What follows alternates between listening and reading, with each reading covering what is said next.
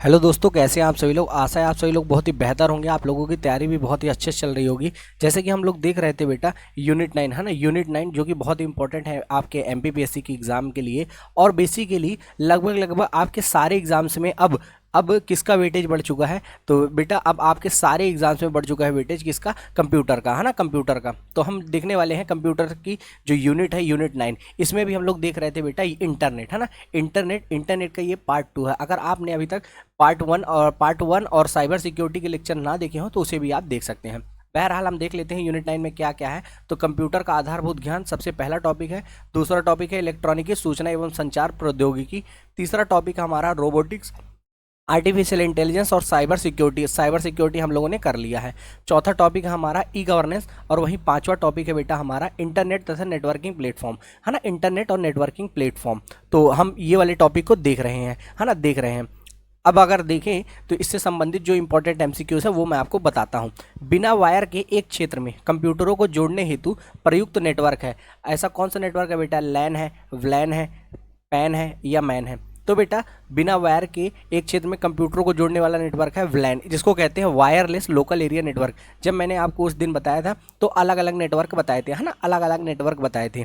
वैसे बेसिकली अगर बात करें तो कंप्यूटर नेटवर्क की तो दो प्रकार का होता है कंप्यूटर नेटवर्क। कैसे बेटा, अब देखो कंप्यूटर जो नेटवर्क होता है ना, कंप्यूटर नेटवर्क दो प्रकार का। एक होता है बेटा पीयर टू पीयर नेटवर्क, है ना, इसको बोलते हैं पीयर टू पीयर नेटवर्क। और दूसरा होता है बेटा सर्वर या क्लाइंट आधारित नेटवर्क, सर्वर या क्लाइंट आधारित नेटवर्क, है ना, क्लाइंट बेस्ड नेटवर्क जिसको बोलते हैं। पीयर टू पीयर नेटवर्क का मतलब होता है, जैसे सपोज करिए यहाँ पास एक ऐसे 4 डिवाइस है, ठीक है ना, ये 4 डिवाइस एक दूसरे से इंटरनेट कनेक्ट रहे। जैसे मतलब ये वाली डिवाइस इससे भी, इससे भी, इससे भी, ठीक है ना। अब ये मान लो ये वाली तो इससे कनेक्ट हो गई, अब ये वाली इससे भी रहे कनेक्ट, ये वाली इससे भी रहे कनेक्ट, है ना, और इससे तो है ही। फिर उसके बाद ये वाली देखो, ये वाली इससे भी कनेक्ट है, इससे भी कनेक्ट है, बट इससे नहीं है कनेक्ट, हो गई ये कनेक्ट। अब देखो ये सारी डिवाइस जब एक दूसरे से कनेक्ट रहेगी तो उसे बोलते हैं पीयर टू पीयर नेटवर्क, है ना। इसमें क्या होता है, नेटवर्क का, जैसे ये नेटवर्क जुड़ा है तो इस नेटवर्क का कोई सर्वर कंप्यूटर नहीं होता, है ना, सर्वर कंप्यूटर नहीं होता। अब देखो सर्वर या क्लाइंट बेस्ड नेटवर्क में क्या होता है, ये एक सर्वर रहता है बीच में, ठीक है ना, सर्वर रहता है बीच में। अब ये मान लो ये 4 डिवाइस हैं, ये 4 डिवाइस हैं। अब ये 4 डिवाइस ना इंटर कनेक्टेड नहीं रहती, डायरेक्ट सर्वर से कनेक्टेड रहती हैं।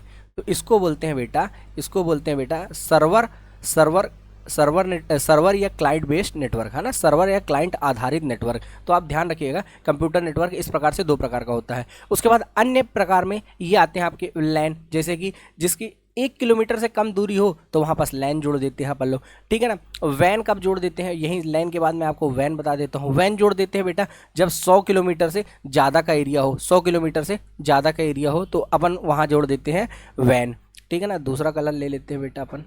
फिर उसके बाद अगर बात करें अपन लोग मैन की, तो मेट्रोपॉलिटन एरिया नेटवर्क में क्या करते हैं, आंसर तो यही सही होगा, ठीक है ना, आप भूलिएगा मत। मैन में क्या करते हैं बेटा अपन लोग, 0 से 100 किलोमीटर है, अगर 0 से 100 किलोमीटर का डिस्टेंस है तो अपन लगा देते हैं वहाँ मैन, मेट्रोपॉलिटन एरिया नेटवर्क। फिर उसके बाद कैन जो होता है ना, जैसे लैन लगा ना तो वैसे कैन भी होता है, कैन, है ना, कैन को कहते हैं कैंपस एरिया नेटवर्क, है ना, कैंपस एरिया नेटवर्क। मैंने पिछली क्लास में आपको हैन भी बताया था, है ना, home area network, HAN, home area network भी बताया था मैंने आपको, तो आपको याद होगा। एक और होता है VPN नेटवर्क, इसको बोलते हैं virtual private network, virtual private network. जैसे प्रॉक्सी सर्वर का मैंने आपको बताया था ना, वैसे ही होता है वर्चुअल प्राइवेट नेटवर्क। इसमें क्या रहता है ना कि जो दिक्कतें आती है ना नेटवर्क की, बीच में आपस में अनावांछित तत्व के आने से, तो वर्चुअल प्राइवेट नेटवर्क में ऐसा कुछ नहीं होता। जैसे आपने देखा होगा जब PUBG बैन हुआ था, है ना, PUBG बैन हुआ था तो लोग VPN में खेल रहे थे, VPN का मतलब यही वर्चुअल प्राइवेट नेटवर्क पे खेल रहे थे भैया, समझ गए आप। चलिए इस प्रकार से आपको कुछ टेक्नोलॉजी याद रखनी है, ठीक है ना। आगे चलते हैं अपन लोग। अगला प्रश्न हमारा, सभी वेबसाइट तथा वेब पेज जो अपने एक समयावधि में देखे होते हैं, है ना, एक समयावधि में देखे होते हैं की जानकारी मिल पाती है, कहाँ मिलती है भैया जानकारी, टूल बार में, टास्क बार में, हिस्ट्री लिस्ट में या स्टेटस बार में। देखो भैया जब अपन सारे चीज़ों को देखेंगे तो हिस्ट्री बार में आपको, हिस्ट्री लिस्ट में आपको सारी की सारी चीज़ें नहीं दिख जाएंगी, है ना, सारी की सारी चीज़ें कि आपने क्या क्या सर्च किया है, क्या क्या आपने वेबसाइट में खोली हैं, तो सारी की सारी चीज़ें आपको कहाँ देखने को मिलेगी बेटा, हिस्ट्री लिस्ट में देखने को मिलेगी। आगे चलते हैं अपन लोग। अगला प्रश्न हमारा, कंप्यूटर पर लिखित लिंक्ड जानकारी संग्रह को जो इंटरनेट के माध्यम से उपलब्ध होती है क्या कहा जाता है भैया? Web store, www, web information या वेब सर्वर? कंप्यूटर पर लिखित क्या बोल रहे हैं बेटे? लिंक्ड जानकारी, जो लिंक्ड जानकारी रहेगी, लिंक्ड जानकारी संग्रह को इंटरनेट के माध्यम से उपलब्ध होती है उसे क्या कहा जाता है?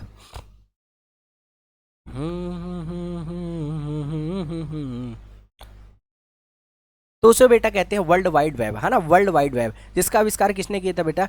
टिम बर्नर्स ली ने किया था, है ना। आपको मैंने बताया था यही पहला वेब ब्राउज़र था, है ना, पहला वेब ब्राउज़र यही था। लेकिन अगर मैं आपसे बात करूं पहला ग्राफिकल वेब ब्राउज़र कौन था? पहला ग्राफिकल वेब ब्राउज़र कौन था? बताइए, पहला वेब है ना, पहला वेब ब्राउज़र जो कि ग्राफिकल था उसका नाम क्या था? मैंने आपको बताया है पिछली क्लास में, आप भूलिएगा मत, है ना। उसका नाम है भैया मोज़ैक, है ना, मोज़ैक, जिसका आविष्कार किसने किया था बेटा? जिसका आविष्कार किसने किया था? मार्क एंडरसन के द्वारा किया गया था, है ना, मार्क एंडरसन के द्वारा किया गया था। और यह आविष्कार कब किया गया? 1993 में, 1993 में, ठीक है ना। तो आप इसे भी याद रखेंगे, आशा है मेरी आपसे। अगला प्रश्न है, निम्न में से आपको बताना है कौन सा इंटरनेट प्रोटोकॉल है? HTTP, टेलनेट, GTP या उपरोक्त सभी? बताइए कौन सा प्रोटोकॉल है? तो भैया बताइए कौन सा प्रोटोकॉल है?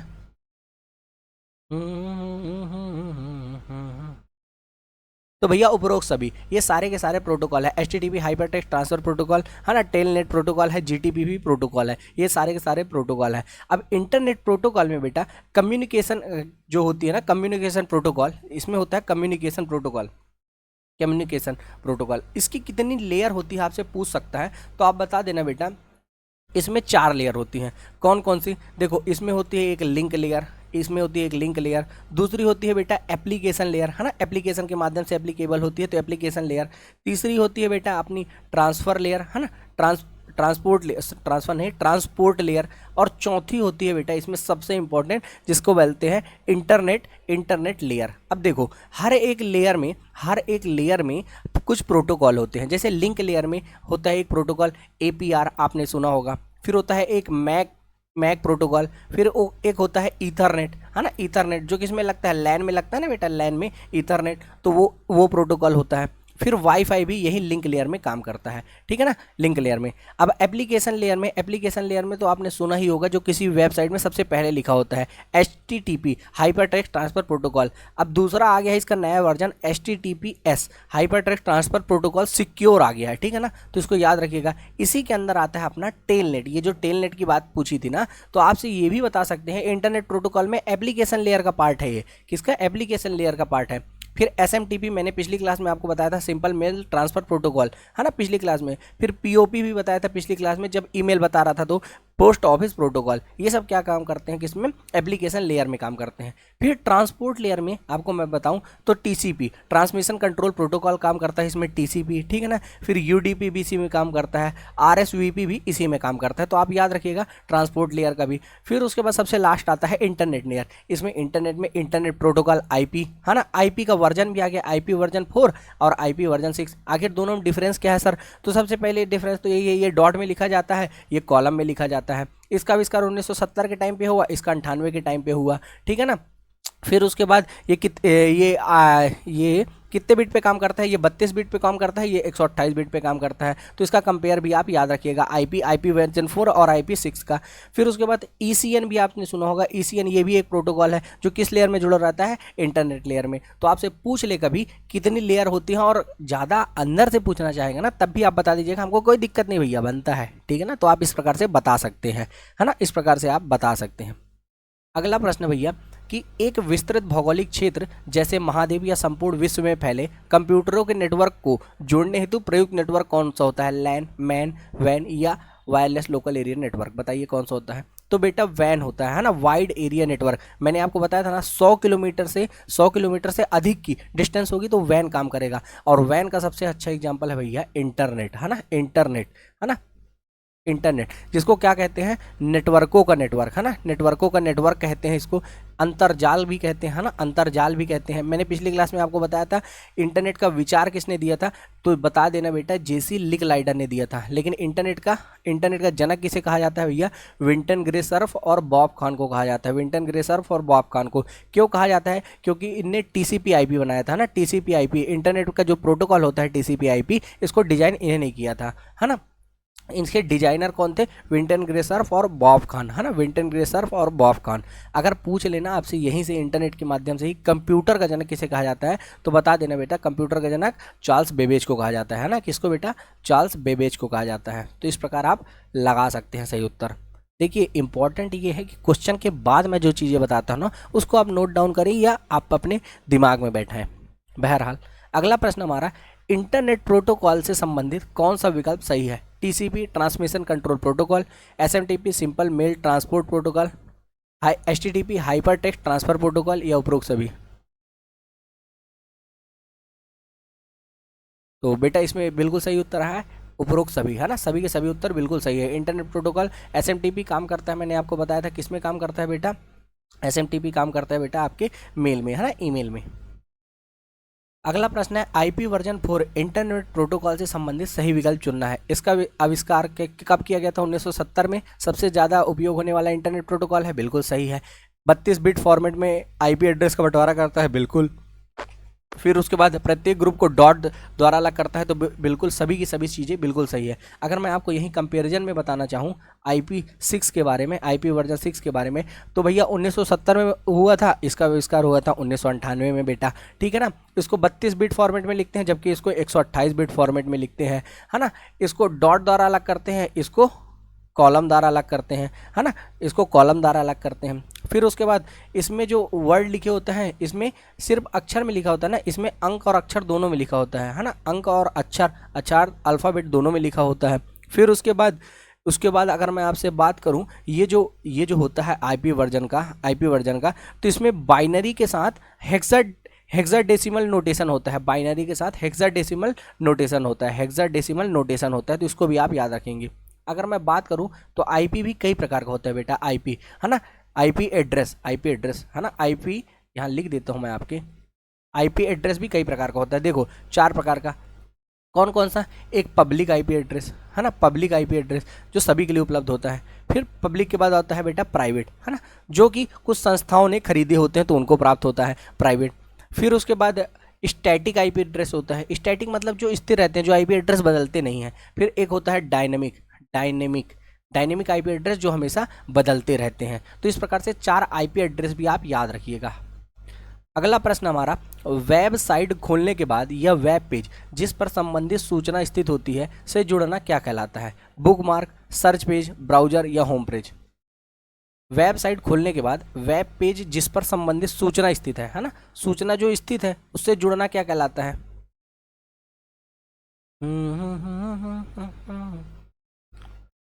बताओ बेटा कि वेबसाइट खोली, देखो वेबसाइट आपने खोला सबसे पहले, और वेब पेज जिस पर संबंधित सूचना स्थित है उससे जुड़ना है आपको, तो क्या कहलाएगा बेटा, इसके माध्यम से आप जुड़ेंगे। तो बेटा बुकमार्क में क्या होता है, ऐसी चीज़ें सेव हो जाती हैं और उसके बाद जब खोलते हैं आप डायरेक्ट, तो आप डायरेक्ट पहुंच जाते हैं उसी क्या वेबसाइट पे। अगला प्रश्न है, किसी दस्तावेज या वेब पेज जिस पर संबंधित सूचना स्थित है से जुड़ना क्या कहलाता है। अगर आपको जुड़ना है उससे डायरेक्ट, तो बेटा हाइपर लिंक के माध्यम से आप जुड़ सकते हैं। हाइपर लिंक मैंने आपको बताया था, ब्लू कलर की होती है, किसी भी वेबसाइट को आप खोलते हैं तो ब्लू कलर का दिख रहता है, उसको छूते हैं आप डायरेक्ट तो कहाँ पहुँच जाते हैं, सूचनाओं में पहुँच जाते हैं, है ना। ये कहाँ लिखी होती है बेटा, तो वेब पेज में लिखी होती है ना, वेब पेज में लिखी होती है, इसको भी आप याद रखिएगा, है ना, वेब पेज में लिखी रहती है। अगला प्रश्न है, खोज क्षमता, ईमेल, समाचार, स्टॉक की कीमतें, मौसम संबंधी जानकारी, खेल और मनोरंजन जैसी सेवाएं प्रदान करता है। आर्टिकल, न्यूज़पेपर, पोर्टल या हॉस्टल। तो भैया पोर्टल जो होता है ना, ये सारी की सारी चीज़ें प्रदान करता है हमको। पोर्टल क्या करता है, ये सारी की सारी चीज़ें प्रदान करता है। अगला प्रश्न है, निम्न में से कौन सा कंप्यूटर पद नहीं है, कौन सा कंप्यूटर का पद नहीं है, चिप, मॉडेम, एनालॉग या बाइनरी कोड। बताओ भैया। तो भैया चिप जो है ना कंप्यूटर का पद नहीं है, जबकि मॉडेम तो है। मैंने आपको बताया था मॉडेम के बारे में, है ना। मॉडेम का तो सबसे पहले फुल नाम अर्थात पूरा नाम आप याद रख लीजिए, मॉडेम। मॉडेम देखो MODEM, तो MO मो और डेम से बना है। तो मो से होता है बेटा मॉड्यूलेटर, है ना। क्या होता है बेटा मॉड्यूलेटर, और डेम से क्या होता है डीमॉड्यूलेटर, है ना। डीमॉड्यूलेटर, मॉडेम और मॉड्यूलेटर और डीमॉड्यूलेटर, ठीक है ना। अब मॉड्यूलेटर क्या काम करता है बेटा, मॉड्यूलेटर क्या काम करता है कि डिजिटल सिग्नल को एनालॉग सिग्नल में परिवर्तित करने का काम करता है मॉड्यूलेटर। और डीमॉड्यूलेटर क्या करता है बेटा, एनालॉग सिग्नल को डिजिटल सिग्नल में बदलने का काम करता है। अब देखो बेटा, आप डीमॉड्यूलेटर डी बाद में डी आ रहा है ना, तो डी को बाद में रख के ऐसे याद रख सकते हो, और सिर्फ एक को याद रखो तो दोनों को बन जाएगा। अगर मॉडेम की बात करें ना बेटा, तो बहुत इंपॉर्टेंट है, क्योंकि मॉडेम होता है 3 प्रकार का। एक होता है आयाम मॉड्यूलेशन, है ना, एक आयाम मॉड्यूलेशन, एक होता है कला मॉड्यूलेशन, और तीसरा होता है बेटा आवृत्ति मॉड्यूलेशन, है ना। मॉडेम के 3 प्रकार होते हैं। और मॉडेम आखिर है क्या यार, मॉडेम बेटा है एक कंप्यूटर की डिवाइस, है ना, कंप्यूटर की डिवाइस है ना, जो कि क्या करता है नेटवर्क को जोड़ने में, है ना, नेटवर्कों को जोड़ने में काम आता है ना, नेटवर्कों को जोड़ने में काम आता है ना। आपको मैंने बताया है क्लास में, कंप्यूटर से कंप्यूटर किसको जोड़ता है और नेटवर्क से नेटवर्क किसको जोड़ता है ना। कुछ बताया था आपको पिछली क्लास में, कुछ स्मार्ट डिवाइस होती है, कुछ नॉन स्मार्ट। जैसे कि स्मार्ट डिवाइस में मैंने आपको एग्जांपल दिया था पिछली क्लास में कि स्विच अपनी एक स्मार्ट डिवाइस है, जिसके पास क्या होता है स्वयं का एक मैक एड्रेस होता है। तो जिस कंप्यूटर के पास आपको इन्फॉर्मेशन भेजनी होती है उस कंप्यूटर के पास चला जाता है, तो उसके लिए क्या काम करते हैं अपन लोग, स्विच का इस्तेमाल। जबकि हब का क्या काम होता है, हब इन्फॉर्मेशन को सारे कंप्यूटर में पहुँचाने का काम करती है, तो वो क्या कहलाती है बेटा, हब कहलाती है। फिर नेटवर्क से नेटवर्क जोड़ने में मैंने आपको बताया था कि रिपीटर, है ना, रिपीटर होता है आपके पास। फिर ब्रिज होता है जो कि सेम नेटवर्क पे काम करता है, जबकि गेटवे होता है जो कि डिफरेंट नेटवर्क पे काम करता है। अर्थात जब नेटवर्क की बात चलेगी तो इनको एग्जांपल देंगे, और जब कंप्यूटर्स के नेटवर्क की बात होगी तो इसका स्विच और हब का एग्जांपल देंगे। तो इस प्रकार से आप याद रख सकते हैं, है ना, इस प्रकार से आप याद रख सकते हैं कुछ चीज़ों को। तो आगे चलते हैं, कुछ इंपॉर्टेंट फैक्ट है जो कि इंटरनेट से संबंधित है, मैं आपको बताता हूँ। देखो बेटा, सबसे पहले IoT अर्थात internet of things, internet of things किसने विकसित की थी बेटा, इस शब्द को गढ़ा किसने था, तो उस व्यक्ति का नाम है केविन एस्टन, है ना। केविन एस्टन ने इस शब्द को गढ़ा था। तो बेटा देखो, ये बहुत ही अच्छी चीज़ है। देखो सपोज करो आप घर में हो, है ना, घर में हो तो आपको दिख रही है, अगर लाइट फालतू में जल रही है तो आप उसे बंद कर देंगे। लेकिन अब आप बताओ, जैसे आप कहीं जा रहे हैं, आपको एक जाना पड़ गया, आप चले गए अपने घर से। मान लीजिए आप मुंबई में रहते हैं, आपको दिल्ली जाना पड़ गया, आप चले गए दिल्ली। लेकिन आपको तो याद आया जब आप घर से निकले कि यार मैं तो लाइट बंद करना भूल गया पूरे दिन। अब आपको मान लीजिए सफ़र 1 महीने का है, तो भैया जब आप 1 महीने बाद आएंगे तो आपका बिल भी बहुत हो जाएगा और अननेसेसरी बिजली भी चालू रहेगी। तो आपने क्या किया भैया, इंटरनेट ऑफ थिंग एक ऐसी चीज़ है कि आप कहीं भी चले गए हैं ना, तो आप सारी चीज़ों में इंटरनेट ऑफ थिंग्स का प्रयोग कर देंगे, जिससे क्या होगा कि आप निकल भी गए ना घर से तब भी आप उसे बंद कर देंगे। इसका एग्जाम्पल आप ले सकते हैं, जैसे कि वाईफाई में आप देखिए यहाँ पास अब वाईफाई कैसे लगने लगे हैं, बिना तार वाले। अब बिना तार वाले लगने लगे हैं, ऊपर से आप एक चिप के माध्यम से कहीं भी रहें उस वाईफाई में देख सकते हैं ना, देख सकते हैं कि घर में क्या चल रहा है या कहीं पे भी क्या चल रहा है। क्या लगा के बेटा, कैमरा लगा के। तो वाईफाई का इस्तेमाल करके कैमरा लगाया आपने घर में। कैमरा लगाने के बाद क्या हुआ भैया, आप कहीं से भी इस कैमरे की मदद से क्या कर सकते हैं, निगरानी कर सकते हैं। तो इसी को बोलते हैं बेटा इंटरनेट ऑफ थिंग्स। जैसे मान लीजिए भारत में किसी के घर में एक व्यक्ति जिसका प्रॉपर्टी है भारत में और वो USA में रहने लगा है, तो वो क्या किया, भारत वाले अपने घर में लगा दिया है कैमरा और साथ में वाईफाई, और उसके बाद वो USA से बैठ के देख रहा है कि क्या चल रहा है भारत में। आप समझ रहे हैं, यही है बेटा internet of things, internet of things. चलिए, एक शब्दावली बहुत चल रही है इंटरनेट में इस समय, उसको बोलते हैं भैया फ्लेम, है ना, फ्लेम। तो भैया वीडियो कॉल के दौरान, है ना, जैसे वीडियो कॉल चल रहा है, वीडियो कॉल के दौरान अवांछित भाषा का, है ना, अवांछनीय भाषा का प्रयोग करना, अवांछनीय भाषा का प्रयोग करना क्या कहलाता है बेटा, फ्लेम पर कहलाता है ना। जो बेकार की भाषा का प्रयोग करते हैं ना, उसको क्या कहते हैं बेटा, फ्लेम कहते हैं, है ना।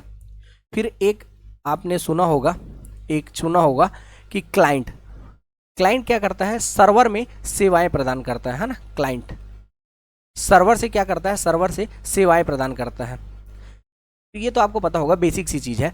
चलिए मैं आपको बताता हूँ एक चीज़, वेरोनिका। वेरोनिका एक शब्दावली आती है, डायरेक्ट पेपर में पूछा जाता है कि वेरोनिका क्या है, तो वेरोनिका आप बता दीजिएगा। वेरोनिका कुछ नहीं है, ये प्रोटोकॉल है। वेरोनिका प्रोटोकॉल है जो गोफर के माध्यम से काम करता है। इसे गोफर, ग्रोफर, गोफर आपने, मैं आपको बताया हूँ अभी जब इंटरनेट प्रोटोकॉल के जब 4 लेयर बताया था, तो उसमें से जो एप्लीकेशन लेयर होती है ना, एप्लीकेशन लेयर होती है, एप्लीकेशन लेयर में काम करता है भैया गोफर, ठीक है ना, गोफर।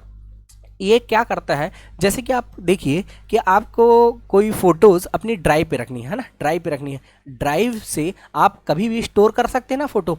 जैसे आपको गैलरी में नहीं रखनी है, ड्राइव में रख दिए, तो आप कभी भी अपने गैलरी से हटा दीजिए, लेकिन ड्राइव में अगर सेव है तो आपको कहीं भी किसी भी जगह में जाके आप उसको क्या कर सकते हैं, अपलोड कर सकते हैं। अपलोड कर सकते हैं मतलब अपने कंप्यूटर में मंगा सकते हैं या अपने किस में मंगा सकते हैं, मोबाइल में, ठीक है ना। तो आप इन शब्दों को थोड़ा ध्यान रखिएगा। एक और शब्द है जो काफ़ी पूछा जाता है, जो है भैया टेलनेट, है ना।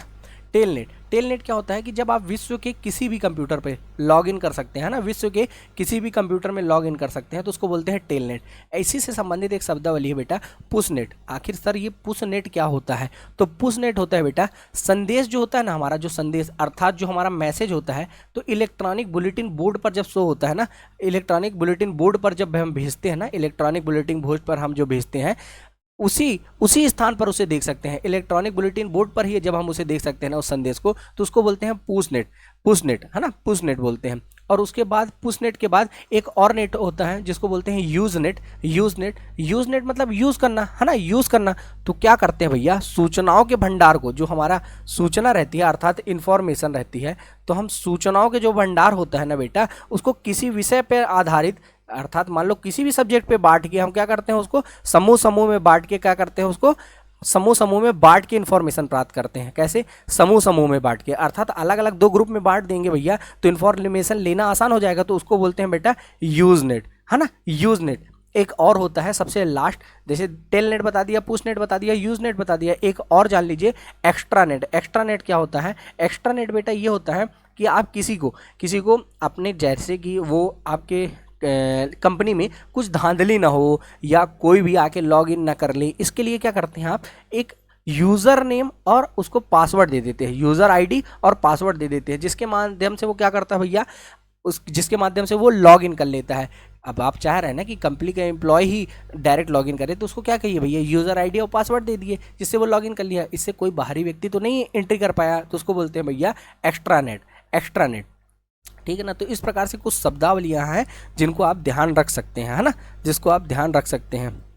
तो इस प्रकार से आपका इंटरनेट वाला टॉपिक कंप्लीट हुआ। और भी कुछ अगर इंपॉर्टेंट लगेगा तो अभी तो अपनी क्लास चलनी ही है ना, चलनी ही है, तो अपन देख लेंगे उसमें, ठीक है। इतने तक के लिए आपका बहुत बहुत धन्यवाद। मिलते हैं नेक्स्ट क्लास में। अपना और अपनों का ख्याल रखिए। जय हिंद, जय भारत दोस्तों।